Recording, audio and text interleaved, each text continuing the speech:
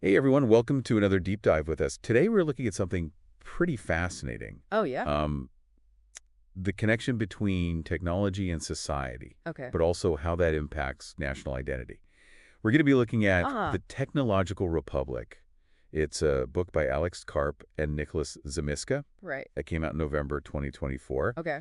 And one of the most interesting things is they ask Yeah. whether Silicon Valley has kind of abandoned Interesting. its partnership with the U.S. government. It does make you think. Yeah, Like, how much has Silicon Valley shifted its focus over the years? That's a huge question the book tries to tackle. And they also ask Hmm. if our obsession with social media and consumer tech is actually preventing us Yeah. from achieving something bigger. Like, is that I see. really what technology should be all about? So it's not just about the latest gadgets. No, exactly. And then they Got it. delve into this whole other area about AI and national defense Oh, wow. and all those ethical concerns around it, Definitely a hot topic these days isn't it? with all the advancements we're seeing. Absolutely. So we're going to unpack all of this. Well, this is really challenging some fundamental beliefs we have about the tech world, isn't it? It is. It really is. Mm-hmm. One of the big things they talk about is that this idea that Silicon Valley has lost something crucial. Okay. Interesting. So how do they back that up? Well, they point to the history, like way back in the early days. Okay. Silicon Valley was super connected to the government. I mean, the Mhm. military actually funded microchip development.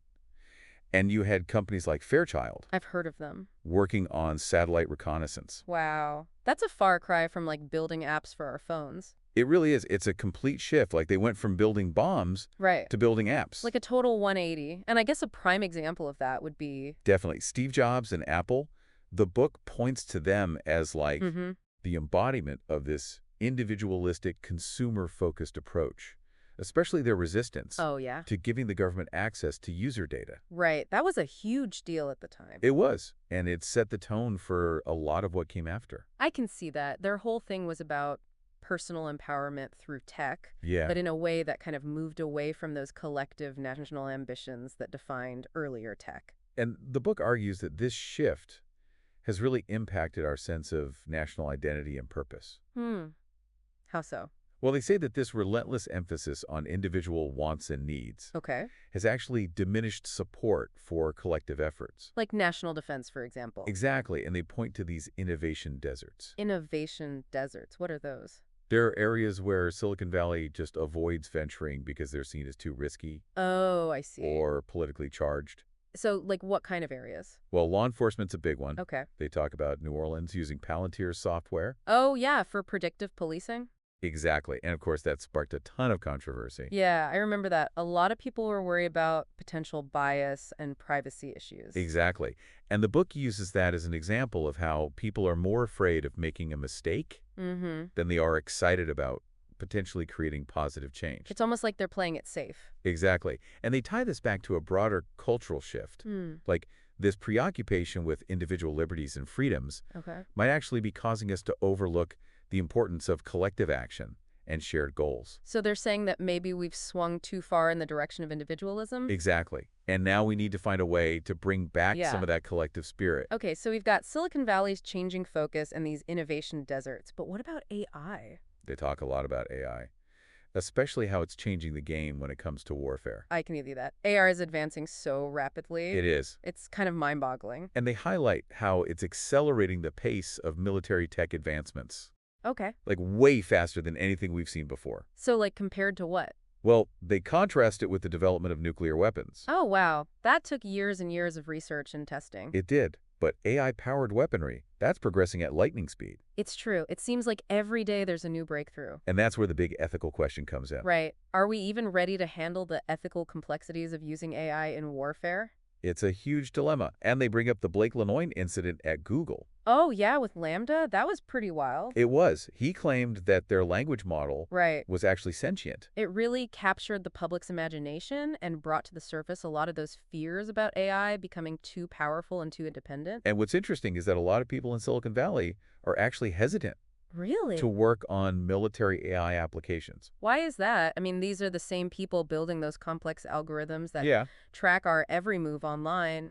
exactly. But when it comes to the military, They have reservations. major reservation. So what's behind that reluctance? The book suggests it's a combination of things, like a deep skepticism of the government, Okay. moral concerns about war, Mm-hmm. and maybe even a sense of guilt about the power they already have. I see. So they're grappling with the potential consequences of their work. Yeah, and they're worried about getting caught up in something they don't believe in. But isn't that a dangerous stance to take? I mean, while we're debating the ethics, Right. other countries are moving full steam ahead with AI development. It's true. And the book argues that this could put us at a serious disadvantage on the world stage. It's a sobering thought, almost like we're becoming complacent, fixated on consumer tech, while bigger threats loom on the horizon. They really paint a stark picture.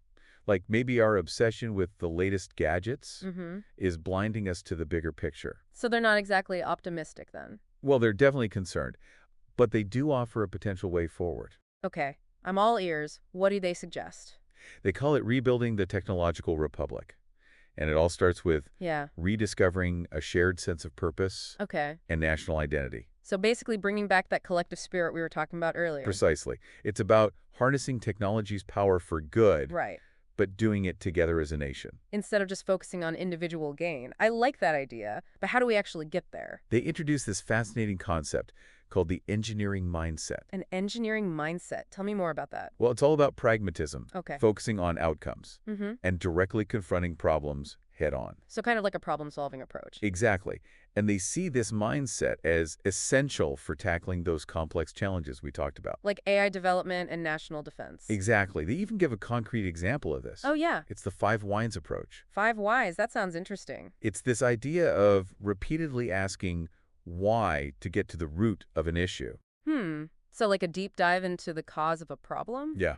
Whether it's a technical glitch or a social All problem, right, you keep it. you keep asking why until you uncover that core issue. That makes sense. By understanding the root cause, you can then come up with effective solutions. Exactly. So we need to combine that engineering mindset Okay. with this renewed sense of shared purpose. So how do we actually achieve that? Like, how do we bridge the gap Right. between individual aspirations and collective needs? Well, that's where the book gets really interesting. They start talking about the importance of shared culture and values as the foundation for everything. Interesting. So they're saying that culture is kind of like the glue that holds society together. It is. They use Singapore and its language policies as an example, Oh, okay. showing how prioritizing a shared culture can actually contribute to a nation's success. It's like a case study in how intentional cultural policies can create a sense of unity and shared identity. Exactly. And it's a powerful argument. It is. But then again, Singapore is a relatively small and homogenous country. How does that translate to a place as diverse as the U.S.? That's the million-dollar question. And they acknowledge that it's complex, Okay. but they suggest we need to find ways to celebrate our commonalities Mm-hmm. while still respecting our differences. So kind of like threading a needle Yeah. between unity and diversity. It's a delicate balance, but they think it's possible. So they're calling for a pretty significant shift in how we think about things. They are. Like a move away from the hyper-individualism we've seen in recent decades. Exactly. It's about rediscovering the power of collective action and shared purpose. It's about taking on the challenges and opportunities of this technological era Right. with a sense of ambition. They're encouraging us to think bigger, Yes. to aim higher, Yes. to work together as a nation. I like that. It's inspiring. It is. And they believe it's the only way we can truly build a better future for everyone. A technological republic where tech benefits all of humanity, not just a select few. It's a bold vision. It is, and one we'll be exploring in more depth in the next part of our deep dive. Well, I'm definitely hooked. This is some thought-provoking stuff. I can't wait to see where they go with this. Stay tuned, folks, because this is just the beginning. Picking up where we left off, the authors of the Technological Republic Okay. lay out this fascinating vision for how we can restore that sense of shared purpose in a world that's becoming increasingly dominated by technology. So what's their solution? Like, how do we get there? Well, they talk about creating this revitalized technological republic. Technological Republic? I like the sound of that. Right, and it's basically a society that utilizes technology's power Okay, for collective good, not just personal gain. I can get behind that, but what are some of the specific steps they propose? Well, one that really struck me was their argument for a more robust national defense, Okay, especially when it comes to AI. so they're saying we need to be more assertive. Exactly. They're pushing back against that reluctance we talked about earlier, Silicon Valley's hesitation to get involved with military AI applications. And their reasoning is? Well, they argue that this reluctance, while understandable, Right. could actually put our national security at risk, especially as other countries are investing heavily in AI weaponry. So it's kind of like falling behind in a technological arms race. In a way, they make this compelling point about deterrence. A strong defense isn't just about military might. Okay. It's also about shaping the global landscape and preventing potential conflicts. So it's about projecting strength to avoid conflict in the first place. Exactly. And they draw this interesting parallel to the atomic age, Oh, wow. arguing that just as nuclear weapons completely redefined warfare and global politics, Yeah. AI will have a similarly transformative impact. So we need to be prepared for that. Absolutely. But of course, they acknowledge the ethical concerns as well. Right. I mean, how can we ensure that these powerful technologies are used responsibly? And the million-dollar question. And they advocate for a pragmatic approach, Wow. one that balances the need for national security with the imperative to avoid unintended consequences. So finding that balance is key. Exactly. And they suggest that the engineering mindset we talked about earlier is crucial for navigating these ethical dilemmas. How so? Well, it's about carefully assessing the risks and benefits, All focusing on tangible outcomes, and being willing to adapt as we learn more about AI's capabilities and limitations. So it's about being flexible and responsive as the technology evolves. Precisely. And their vision goes beyond military applications. They believe this engineering mindset is essential for tackling all sorts of societal challenges. So what are some examples? Well, they talk about using technology to address things like climate change, Oh. poverty, disease, big issues that affect us all. It's about using tech to improve people's lives. Exactly. And they point to past instances where a government investment in research and development has led to incredible innovations. Like what? Well, think about the Apollo program, the Okay. Human Genome Project, Right. even the internet itself. These were all ambitious collective efforts Right. that have had a profound impact on our world. So they're saying we need to recapture that spirit of bold ambition. Exactly. They argue that we've kind of lost that willingness to tackle grand challenges as a nation. But why? What's holding us back? Well, they suggest that our current political and cultural climate is too focused on short-term gains, Okay. partisan squabbles, and a fear of taking risks. So it's like we're stuck in this cycle of gridlock and inaction. In a way. And they see this as a major obstacle to rebuilding the technological republic. I can see that. If we're constantly fighting amongst ourselves, Right. it's hard to focus on those bigger goals. Exactly. And they have some interesting ideas about the government's role in all of this. They propose a more results-oriented approach, Okay. one that prioritizes actual achievements over symbolic gestures or ideological purity. So it's about focusing on what works, Yes. not just what looks good politically. Exactly. And they even critique the way government salaries are structured. Oh, really? They argue that we're essentially asking highly qualified individuals to donate their time and expertise because the compensation is so much lower than what they could earn in the private sector. So it's like we're undervaluing public service. Exactly. And they say this reflects a broader cultural issue where we don't place enough importance on working for the common good. I see their point. And this ties back to those innovation deserts we talked about earlier, Right. those areas like education, healthcare, Yeah. law enforcement, Okay. that the tech sector has largely ignored. And they attribute that neglect in part to a fear of controversy and a reluctance to engage with these really complex social problems. So they're saying that Silicon Valley is playing it too safe.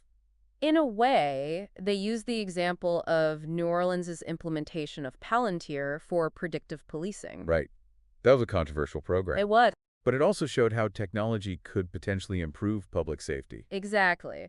But the backlash, they argued, discouraged further innovation in this field. So it's like we're so afraid of making a mistake Right. that we're not even trying anymore. It's a risk-averse culture, and they believe that this is preventing us from tackling some of our most pressing societal challenges. So how do we change that? How do we overcome this inertia? Well, they offer some intriguing ideas, and a lot of it comes back to shared culture and a renewed sense of national identity. So it's about finding common ground. Exactly. They argue that a sense of shared purpose is absolutely essential for motivating people Okay. to work towards common goals. Makes sense. If we all feel like we're part of something bigger than ourselves, Right. we're more likely to work together. And they use Singapore as an example again. Oh, right, because of their deliberate policies regarding language and culture. Exactly. They've created this really strong sense of national unity, Yeah. and they argue that this has contributed to Singapore's economic and social success. It's a compelling argument, but like we said before, Singapore's a pretty unique case. It is, and the authors recognize that. They know that it's more complex in a diverse society like the United States. So how do we foster that sense of unity and shared purpose in a country as vast and diverse as ours? That's the big question, and they don't pretend to have all the answers. Okay. But they suggest that we need to find ways to celebrate our commonalities Hmm. while also respecting our differences. So it's about finding that balance again. Exactly. And they also emphasize the role of storytelling and narrative in shaping national identity. So how we talk about ourselves as a nation really matters. It does. They argue that we need to find ways to tell stories that resonate with people from all walks of life, Okay. stories that inspire and bring us together. Stories that remind us of what we have in common. Precisely. And they even offer a critique of the effective altruism movement, Really? suggesting that its emphasis on rationality and universalism can sometimes overlook the emotional and cultural aspects of human motivation. So it's not just about doing good in some abstract sense. Right. It's about finding meaning and purpose in our actions. Exactly. It's about connecting to something larger than ourselves. And they argue that this connection is absolutely essential for mobilizing the collective will and resources we need to address the challenges of the 21st century. This idea of the technological republic, it's more than just a book title. It is. It feels like a real call to action. Absolutely. It's like they're challenging us to rethink our whole relationship with technology and how it's shaping society. And I keep coming back to this engineering mindset. They talk about this Mhm. focus on pragmatism and problem solving. It seems almost like a counterpoint to that Silicon Valley idealism. I see what you mean. It's like they're saying we need to balance our aspirations with a dose of realism, Yeah. like a grounded understanding of the complexities we're facing. So it's not about abandoning idealism altogether. No. It's about finding that sweet spot between vision and practicality. Exactly. We need dreamers to push the boundaries, but also doers to make those dreams a reality. And they keep bringing up the 5 whys as a tool to help us get there. Oh, yeah, that persistent questioning. It's like Mhm. digging down to the root of the problem. Like peeling away the layers of an onion. Exactly, until you get to that core issue. And once you understand the underlying causes, Right, then you can start developing effective solutions. but even with the right tools and good intentions, Uh-huh. the authors acknowledge that progress isn't guaranteed. Of course not. There will always be resistance to change. Yeah. People who benefit from the status quo. And that's where leadership comes in. Absolutely. They argue that we need strong leaders, Right. people with vision and courage to drive change even when it's difficult. Do they give any examples? They talk about Admiral Hyman Rickover. Oh, wow, the father of the nuclear navy. Exactly. He faced a ton of opposition, Yeah. but he completely transformed the U.S. Navy. So it's a reminder that sometimes you have to shake things up You do. to make real progress. And they're not just talking about government leaders. They say we need these kind of people in all sectors, people who are willing to challenge assumptions, Yeah. take risks, and fight for their convictions. But it's not just about individuals. No. It's about collective action as well. Definitely, they emphasize the need to revitalize that sense of shared purpose, Right. that belief in our ability to work together and solve problems as a nation. And they connect this back to shared culture, No. language, values. It all ties together. It does. They use Singapore as an example, again, right. highlighting how their policies have fostered a strong sense of national unity. But the U.S. is a lot more diverse than Singapore. For sure. And they acknowledge that complexity. So how do we apply these ideas here? They suggest finding ways to honor our commonalities Okay. while still respecting our differences. Easier said than done. It is.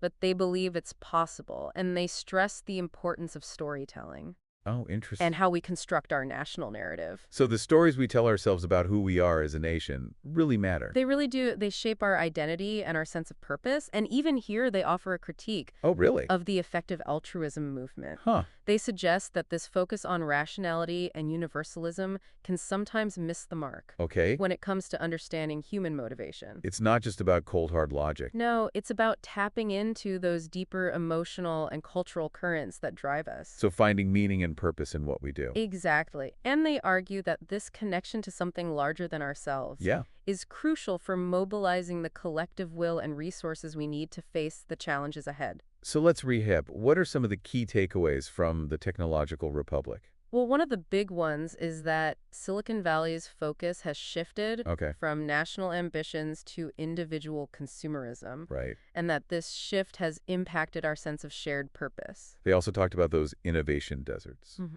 Those areas that Silicon Valley is avoiding, Right. which is hindering progress in those fields. And then there's the whole issue of AI and its rapid advancements. It's moving faster than any technology we've seen before, Right. which raises a lot of questions about our preparedness. Especially when it comes to the ethical dilemmas of using AI in warfare. That's a big one. And related to that is Silicon Valley's reluctance to get involved in military AI projects, Yeah. which they argue could have serious implications for national security. They also emphasize the importance of adopting an engineering mindset. Absolutely. That pragmatic, problem-solving approach Right. focused on tangible outcomes. And this ties back to the need for shared purpose Hmm. and a renewed sense of national identity. They believe that's essential for harnessing technology for the greater good. They also argue for a more results-oriented government, Okay. one that's focused on achieving real progress, Right. not just scoring political points. And they talk about the importance of shared culture and values Yeah, as a foundation for national unity and progress. It's a lot to think about. it is. But ultimately, their message is one of hope. Hope. They believe that we have the power to shape the future of technology, is that Okay. we can create a technological republic that benefits all of humanity. That's a powerful vision. And it's a challenge to all of us. It is. It's a call to action, to think bigger, to be bolder, and to work together to build a better future. Well, this has been an incredible deep dive. Thank you for joining us. It's been a pleasure. I hope our listeners found it as thought-provoking as we did.